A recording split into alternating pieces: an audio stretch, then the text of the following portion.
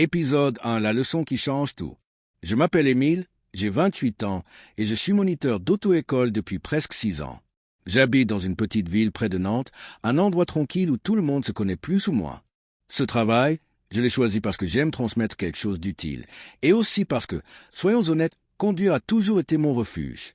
Chaque matin, je me réveille tôt, je prends mon café en silence, puis je pars retrouver mes élèves. La plupart sont stressés, d'autres trop sur deux, mais au fond, j'aime ces moments où je vois la confiance revenir dans leurs gestes. Ce matin-là, je ne m'attendais à rien de particulier. Une nouvelle élève était inscrite à mon planning, Charlotte, 25 ans. Je l'ai vue arriver en marchant rapidement, un peu essoufflée, les cheveux attachés à la hâte. Elle m'a salué timidement, et j'ai senti tout de suite cette énergie hésitante qu'ont les gens qui veulent bien faire. Nous sommes montés dans la voiture, et je lui ai demandé quelques questions habituelles. Si elle avait déjà conduit, si elle avait des appréhensions. Elle a souri maladroitement en disant qu'elle avait surtout peur des ronds-points. Rien d'exceptionnel. La leçon a commencé doucement.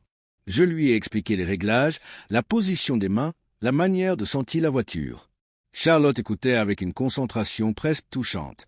Quand elle a enfin démarré, la voiture a légèrement tremblé et elle a poussé un petit rire nerveux. Je lui ai dit que c'était normal et pour la première fois, elle m'a regardé avec un sourire franc, lumineux. Je ne sais pas pourquoi, mais cela m'a surpris. Nous roulions depuis une dizaine de minutes quand l'atmosphère a changé. Au feu rouge, après un silence confortable, elle m'a lancé un regard curieux, presque joueur. Et c'est là qu'elle a prononcé cette phrase qui, sur le moment, m'a désarmé. On m'a dit que vous n'étiez pas encore marié. J'ai eu un petit rire, comme pour gagner du temps, pour cacher la légère chaleur qui me montait aux joues. Je n'avais pas l'habitude qu'on me dise ce genre de choses, encore moins en plein milieu d'une première leçon de conduite. Charlotte semblait soudain très intéressée par la route devant nous, comme si elle regrettait déjà sa question. J'ai répondu simplement que non, je n'étais pas marié.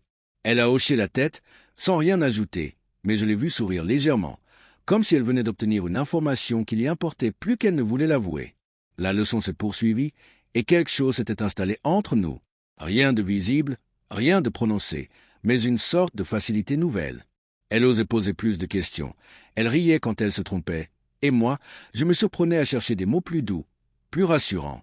Quand nous sommes revenus devant l'auto-école, elle a retiré sa ceinture avec un soupir de satisfaction. J'ai signé son carnet, puis elle m'a dit « J'ai hâte à la prochaine leçon, vraiment ». Et ce mot « vraiment » a résonné plus longtemps que prévu. Ce jour-là, j'ai compris que certaines rencontres ne préviennent pas. Elles arrivent doucement, presque en silence, mais elles changent déjà quelque chose en vous. Épisode 2 entre deux leçons. Après cette première leçon avec Charlotte, je me suis surpris à penser à elle plus souvent que je ne l'aurais admis. Ce n'était pas vraiment son sourire, ni même sa remarque inattendue sur mon statut marital. C'était plutôt cette impression qu'elle apportait quelque chose de léger, presque tranquille, dans un travail où la nervosité des autres finissait parfois par peser. Le lendemain matin, en consultant mon planning, j'ai remarqué son nom pour une nouvelle séance, et je dois avouer que cela m'a fait un drôle d'effet. Une sorte de petite impatience que je n'avais pas ressentie depuis longtemps. Elle est arrivée en avance, ce qui n'arrivait presque jamais avec mes élèves. Charlotte m'a salué avec un enthousiasme retenu, mais sincère. Elle avait l'air plus détendue que la veille, peut-être même un peu contente d'être là. Nous avons pris place dans la voiture, et elle a démarré avec une assurance que je ne lui connaissais pas encore. Je lui ai fait remarquer ce progrès, et elle a ri en disant qu'elle s'était entraînée mentalement. J'ai répondu que c'était un bon début, et elle m'a lancé un regard brillant qui m'a troublé plus que je ne l'aurais voulu. Au fil de la leçon, elle s'est mise à parler de sa vie. Pas grand-chose au début. Son travail à distance, son petit appartement en centre-ville, sa famille qu'elle voyait trop peu. Puis, sans que je comprenne pourquoi, elle m'a demandé si je n'étais jamais fatigué d'écouter les histoires des autres. Je lui ai dit que parfois oui, mais que certaines histoires valaient la peine d'être entendues. Elle a souri, comme si ma réponse avait plus de poids qu'elle ne le laissait paraître. Nous roulions tranquillement quand elle a manqué une priorité. Elle a freiné brusquement et s'est excusée une dizaine de fois. J'ai posé ma main sur le tableau de bord et lui ai dit que ce n'était rien, que l'important était de rester calme. Elle m'a regardé une seconde de trop, et dans ce regard, il y avait une confiance que je ne méritais pas encore, mais qui me touchait profondément. En revenant vers l'auto-école, elle a hésité avant de me parler. Finalement, elle a demandé si j'acceptais de prendre un café avec elle après sa prochaine leçon. Juste un café, pour fêter le fait qu'elle commençait à comprendre les ronds-points. Je savais que ce n'était pas vraiment pour les ronds-points, mais je n'ai rien dit. J'ai simplement hoché la tête et répondu que oui. Pourquoi pas, avec la voix la plus neutre possible. Elle a quitté la voiture en me souhaitant une bonne fin de journée, et j'ai regardé quelques instants la porte se refermer derrière elle. Je me suis demandé ce que je faisais. Ce n'était pas raisonnable, ce n'était pas prévu, mais il y avait dans l'air quelque chose qui me poussait en avant, comme une route déjà tracée que je n'avais qu'à suivre. Les jours suivants ont confirmé ce sentiment. Chaque fois que je voyais son nom sur mon planning, je sentais une sorte d'élan, une énergie nouvelle. Et chaque fois que nous roulions ensemble, la distance entre mon siège et le sien semblait un peu moins grande. Je savais que cela ne ressemblait pas à mes autres leçons. Et elle le savait aussi. Cette histoire, je crois, avait commencé bien avant que je m'en rende compte. Épisode 3. Le jour où tout s'est éclairci. Le jour de son examen approchait, et je voyais Charlotte évoluer à une vitesse étonnante. Elle s'appliquait, elle posait des questions pertinentes, elle notait chaque conseil dans un petit carnet qu'elle gardait toujours dans son sac. Mais plus ses progrès étaient visibles, plus je comprenais que quelque chose d'autre se formait entre nous. Une proximité discrète, presque silencieuse, mais impossible à ignorer. À chaque nouvelle séance, elle semblait un peu moins nerveuse, un peu plus elle-même, et quelque part en moi. Cela me touchait d'une manière que je n'aurais pas dû laisser transparaître. La veille de son examen, elle est montée dans la voiture avec un mélange d'appréhension et d'excitation. Nous avons pris la route habituelle. À un moment, elle s'est mise à rire toute seule après avoir réussi un créneau presque parfait. Je lui ai demandé pourquoi elle riait, et elle a répondu qu'elle n'avait jamais pensé pouvoir se sentir aussi fière pour quelque chose d'aussi simple. Je lui ai dit que ce n'était pas simple, que conduire demandait du courage, surtout quand on voulait le faire bien. Elle a tourné vers moi un regard sérieux, presque fragile, et m'a répondu qu'avec moi, tout paraissait moins compliqué. Cette phrase, à elle seule, a suffi pour faire battre mon cœur un peu plus vite. Le jour de l'examen, elle était tendue, mais déterminée. Elle m'attendait devant le centre, les mains dans les poches, essayant de masquer son stress. Je l'ai encouragée, comme tous mes élèves, mais cette fois, mes mots avaient un poids particulier. Quand elle est montée dans la voiture avec l'examinateur, j'ai senti une étrange nervosité monter en moi. J'avais l'habitude d'attendre, de patienter, mais pas comme ça. Cette fois, je voulais vraiment qu'elle réussisse, pour elle, mais aussi pour tout ce que cela représentait désormais. Lorsqu'elle est revenue, elle est sortie de la voiture presque en courant. Elle a traversé le parking et s'est jetée dans mes bras, sans réfléchir, sans retenue. Elle avait réussi. Elle répétait son résultat comme un secret précieux. J'étais surpris par son geste, mais je n'ai pas eu la force de m'en détacher immédiatement. Elle s'est reculée ensuite, un peu embarrassée, mais avec un sourire lumineux que je n'oublierai jamais. Après l'examen, elle m'a proposé d'aller boire ce café qu'elle évoquait depuis plusieurs jours.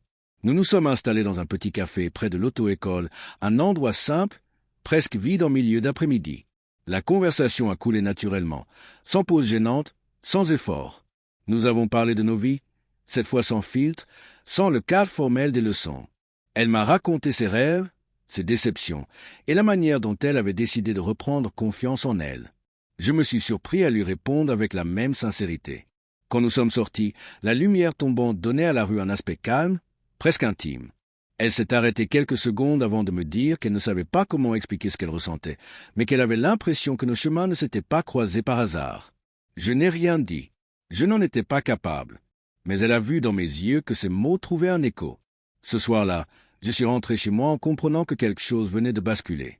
Ce n'était plus simplement une histoire de leçon de conduite. C'était devenu une rencontre qui dépassait le cadre de mon travail, une rencontre qui, doucement mais sûrement, prenait toute la place. Épisode 4, le mariage et la petite nouvelle. Après ce café, notre relation a pris un tournant naturel, presque évident. Nous avons commencé à nous voir régulièrement, au début sous des prétextes timides, puis sans aucune justification. Charlotte avait obtenu son permis et n'était officiellement plus mon élève, mais elle restait dans ma vie avec une présence douce et déterminée. Nous apprenions à nous connaître autrement, sans voiture, sans consigne, sans tableau de bord entre nous. Peu à peu, nos conversations sont devenues plus profondes, plus personnelles. Je découvrais en elle une sensibilité que je n'avais jamais remarquée auparavant, une force tranquille qui m'attirait chaque jour davantage. Notre relation a évolué naturellement, sans brusquerie. Nous sortions ensemble les week-ends, nous faisions des promenades en bord de Loire, nous parlions de nos familles, de nos espoirs, de nos déceptions. Charlotte riait souvent, et ce rire avait quelque chose de rassurant, comme une lumière dans les journées un peu lourdes. Je sentais que je changeais aussi. Je devenais plus présent, plus ouvert, et je ne craignais plus de dire ce que je ressentais. Avec elle, tout semblait simple. Après un an de relation, j'ai compris que je ne voulais plus imaginer un avenir sans elle. J'ai cherché une bague, pas trop extravagante, mais élégante, quelque chose qui reflétait sa personnalité.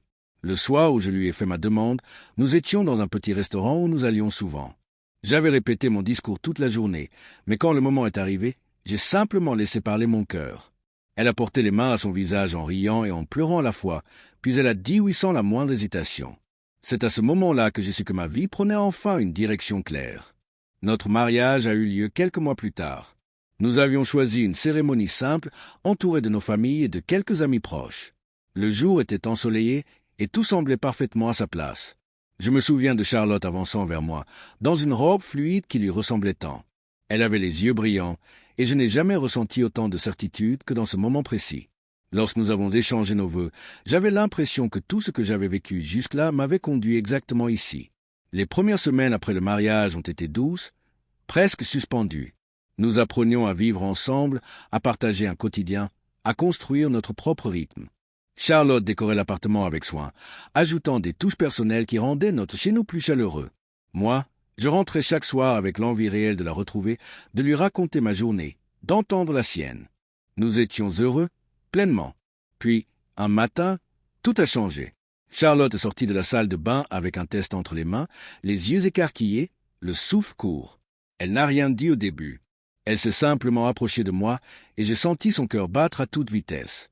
Elle a murmuré mon prénom, puis ces mots qui ont tout arrêté autour de moi. « Émile, on va avoir un bébé. » J'ai mis quelques secondes à réaliser, puis une émotion immense m'a traversé. Je l'ai serré contre moi, incapable de retenir mes larmes. C'était une joie pure, presque douloureuse tant elle était forte. Les semaines suivantes ont été remplies de préparatifs, de conversations profondes, de doux parfois, mais surtout d'une excitation nouvelle. Nous allions devenir parents. Nous avons choisi un prénom, préparé la chambre, imaginé notre vie à trois.